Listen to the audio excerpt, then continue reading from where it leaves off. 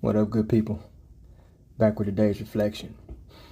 And today's, reflection, I woke up with a lot of questions for God. And just like always, He kind of took me through step by step answers that I already knew, but He just broke it down to make where it made way more sense to me. And the first question was, with God already knowing that what the tree of knowledge and evil would do, of good and evil would do, why did he even have it in the garden for Adam and Eve to eat of and bring about, the fall of man, to, bring about sin into the earth?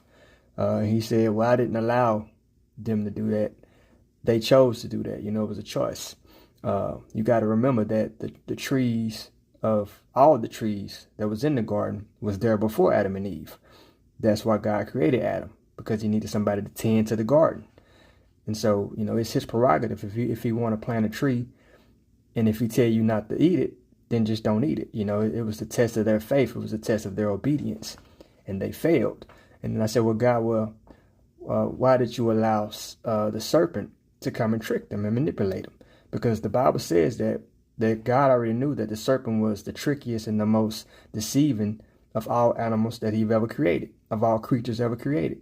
And so I said, well, God, why did you put that serpent in the same garden with them, and he was going to try to trick them? And God said, well, I needed the serpent. God said, I need Satan. As much as we may bump heads, I need Satan, because he doesn't want another mutiny. If we know the story of Satan, we know the story of Lucifer. Lucifer was once an angel in heaven. And because he wanted to become God, he started a mutiny, and he took a portion of the angels with him. And when he was cast out to heaven, he tried to start a great war in heaven to become God, and he lost that war. And so God said, I needed Satan on earth. He could have easily, it says that he cast a snake and made him to be a creature to crawl on his belly for the rest of eternity. Well, he could have just made Satan paralyzed. He could have made him to where he can't talk anymore. He could have just, disappeared him. But he said, I needed Satan, because I needed that level of evil to cast out other Satans and cast out other Lucifers, because I don't ever want to have this happen again, in my kingdom. And so he said, that it's like the Bible says, the enemy wants to sift us.